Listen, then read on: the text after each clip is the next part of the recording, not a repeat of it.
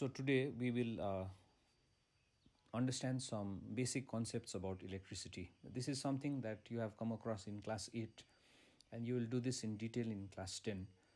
So the first concept to understand electricity is current, for which we give the symbol I.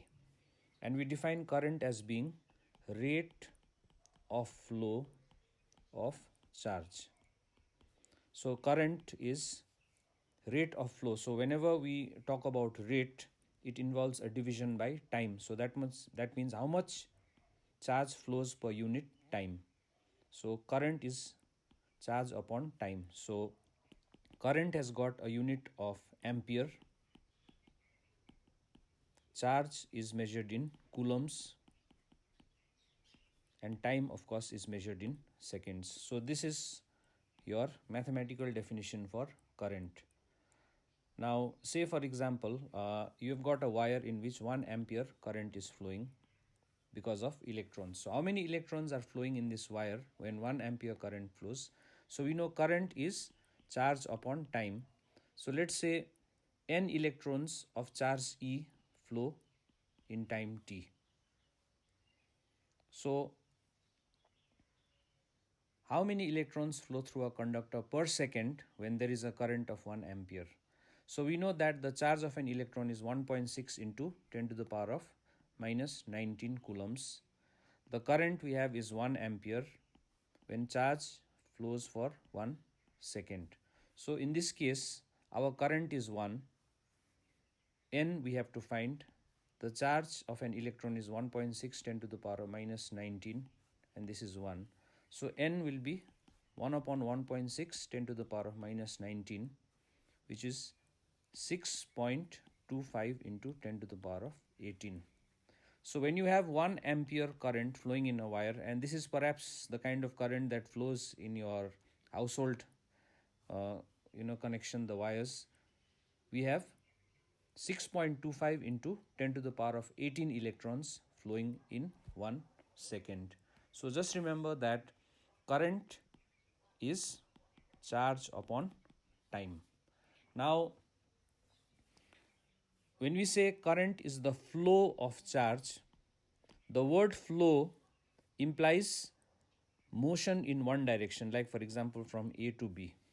So if you have, say, a door in which people are going in and coming out with no net movement in one direction, then that is not a flow. To have a flow, you need to have motion in a given direction. What are some of the flows you have studied? You have studied the flow of water. So from A to B. So when does water flow from A to B? When the pressure at A is greater than the pressure at B. Similarly, we have also studied the flow of heat from A to B. When does heat flow from A to B? When the temperature at A is greater than the temperature at B. So any kind of flow requires a difference of something. And there has to be some work to maintain the difference. Like for example, water flows from A to B in this direction, but then a pump has to lift the water up and take it from this level, the lower level at B, to the higher level at A. So whatever work the pump does in lifting the water, in taking it from B to B to A, is available as the energy of the falling water. Or say for example, stone is falling from A to B. Now in order to have a continuous flow of stone from A to B, a man has to lift the stone and take it from B to A. So the work which the man does in lifting the stone causes the stones to fall from A to B.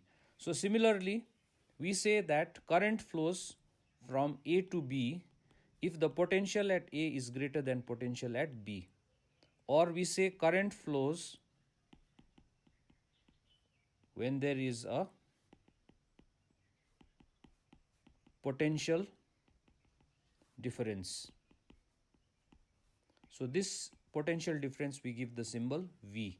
So in the case of the stone falling, we can say the stone is your charge and the charge falling is your current.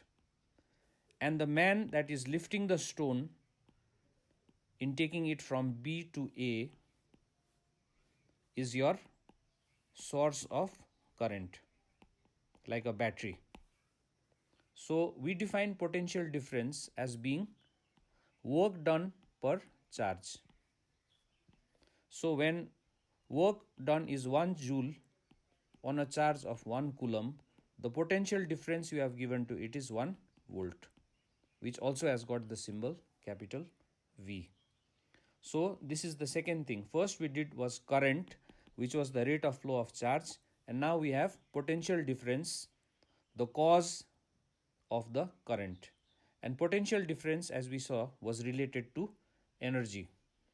And in the case of the stone falling, just to give you that example again, stone is always falling from A to B because potential at A is greater than potential at B. So this is an example of a direct current. So direct current or DC flows only in one direction. And some of the sources of current are, for example, a generator or a battery. And if you read your notes, you will find that a battery maintains a current because of some chemical action that is taking place in it. A generator might be generating a current because of some mechanical source like water falling on it, or maybe the pressure of steam causing the turbines to spin. So these details you will do a little bit in class 10 and then rest you will do in class 12. Now, when we talk about a battery is like this. You must have seen a battery like this one.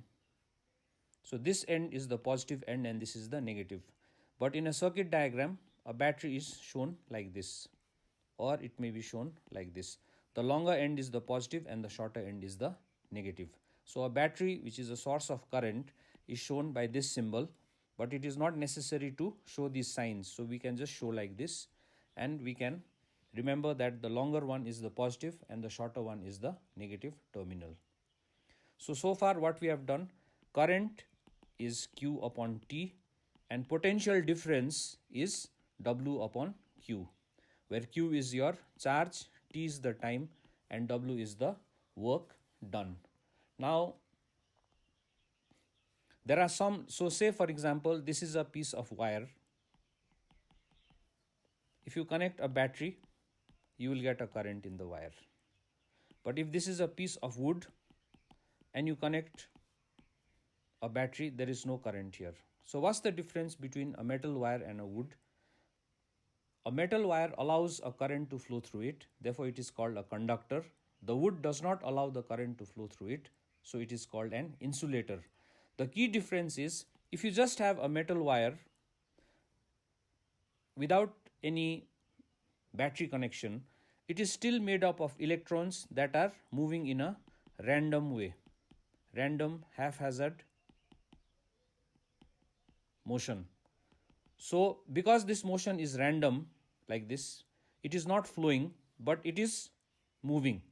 So whenever you connect a battery, then these electrons will start to now flow towards the positive terminal of the battery. Why? Because the positive of the battery attracts the negative of the electron. So this is like your stone falling from A to B. But if you note here, look at this diagram. In the battery itself, so let's say these are the electrons flowing towards the positive. But in the battery itself, electron has to jump from positive to negative.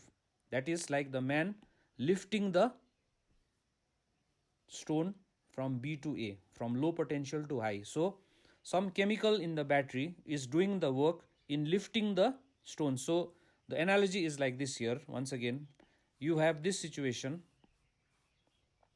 and we have this situation of the following ball. So electrons moving in this direction is like, so this is your A and this is your B. So this is your A and this is your B.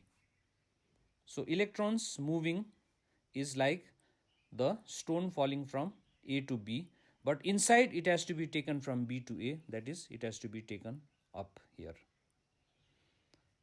But mind you, and this is no reason to get confused, historically it was always thought that the current is due to the flow of positive charges.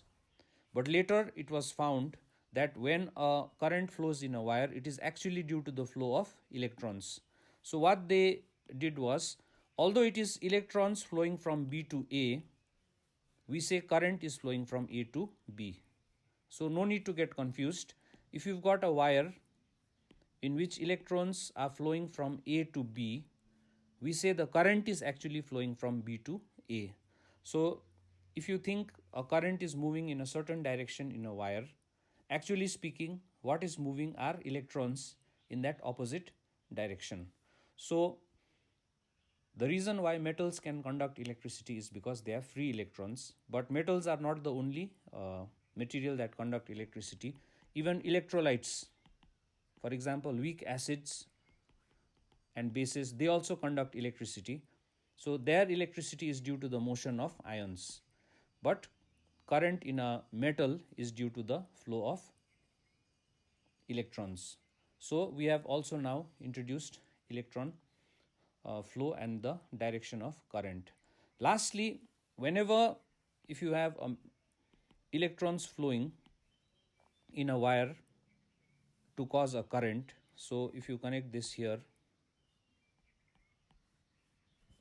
so electrons are flowing, but obviously, so electrons are flowing in this direction, but obviously so electrons are flowing from the in this direction towards the positive plate, whereas the current direction is in the opposite sense. So whenever these electrons flow, they will encounter obstacles due to positive ions. So they collide with these positive ions. That means their flow will be hampered. So this gives rise to resistance. The exact details about what happens, you will learn more about this in class 10.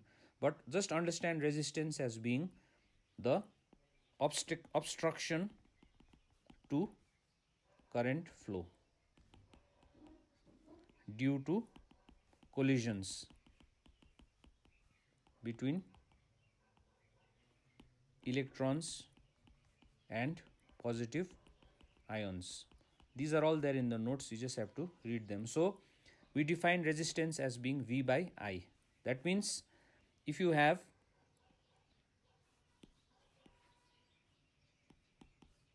a potential difference of V, which is causing current I to flow across a conductor, the resistance of that conductor is defined by V by I. And this resistance definition will hold irrespective of whether this material is an insulator in which you have a weak current, or you have an electrolyte, or you have a metallic conductor. Of course, metallic conductors have a special type of resistance that is given by Ohm's law, which we will learn in class 10. But generically, the definition of resistance is V upon I, no matter what material no matter what type of material is through which that current is flowing. And the resistance is designated by this symbol. So this symbol is resistance, also called load. So at least two symbols we have learned today. This is the symbol of your battery and this is the symbol of your resistance. And in the next lesson, we will learn about simple diagrams where we will have battery, we will have resistance, and then we'll have other things like keys, and we may even have instruments that measure the current and the potential difference. So just to recap, we learned three things today.